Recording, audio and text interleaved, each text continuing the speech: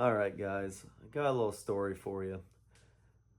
Back in 2022, we had this buck on camera, and well, I mean, it really starts in 2021. Late in the season in 2021, we realized there was like a freak on the property. It was a property part of the property we didn't really hunt. And here I'll throw up some pictures. They're blurry, but you get the point. I mean, it's a giant. And so 2022 was the only buck I was planning on killing. I was going to kill him. It was that buck. And we got a couple pictures of him, what we thought was him. And then the camera died, the cell cam, it wasn't working or something was wrong with it. And we were going on a trip to Tennessee. And so I went back out there the day before the trip, put some more cameras up, and got a picture of him within 24 hours. And the buck, his mouth was open and he was leaving the property, and we thought it was a little weird, but it was like the biggest buck I've ever got a picture of.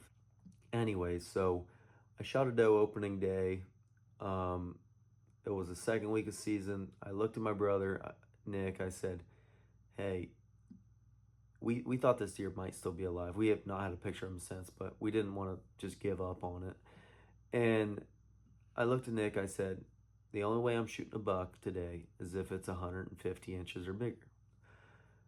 That's where the story starts because I regret it. Oh gosh. So this buck comes in. Like I said, second week of season. We got all season yet, and we didn't realize how bad EHD wiped these deer out until later in the year. And so this buck was in front of me for like 6 minutes, and I could have shot him almost the entire time. I mean, he wasn't broadside till the end, but I could have shot him. And I didn't because I knew Nick would give me shit if it wasn't a 150-inch deer. And in the back of my mind, reality, I didn't care about that. I just was hoping that other deer was still alive. But anyways, I passed on him and I was like, well, it'll be okay. Well, then a week later, I seen him again and I decided I was going to shoot him.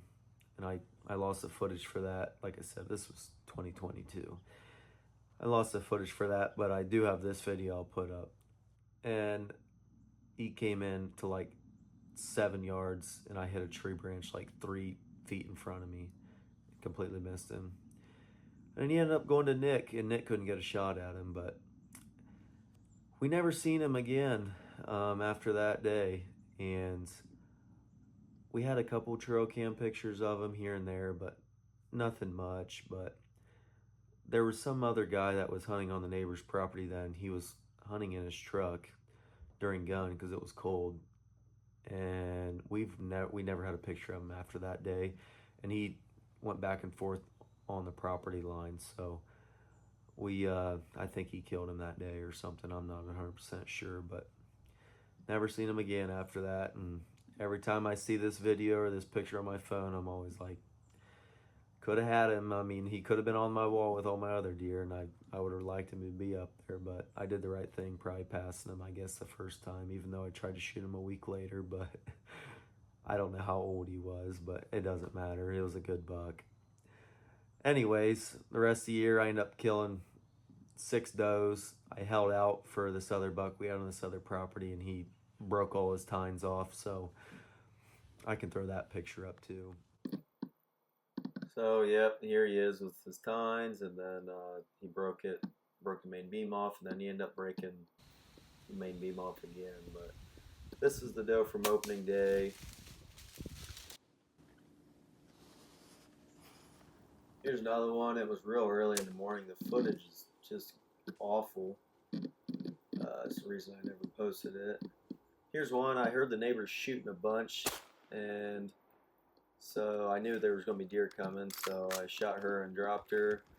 And then I bought another tag and tried to shoot one of the other ones, and I ended up missing. I had to tag her in, buy another tag, and that time they were too far, so I ended up missing that next shot. And then after Christmas sometime when Muzzleloader came in, I seen this one in the field. I ended up dropping her through the woods. But then I had to get the dog out to track her because I shot her in the guts actually.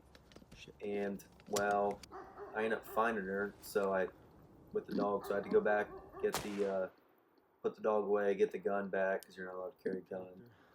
And that was about a 2-hour process by the time I ended up putting her down. And then I was kind of holding out for that, just maybe a buck, but maybe one would show up, and we had nothing on camera. And I ended up shooting this doe. It took about 10 minutes for her to give me a shot, but this doe actually went the furthest out of any deer I killed all year. It only went maybe 40 yards and fell over and died right on the path actually. So it's a pretty good year. Thanks for watching.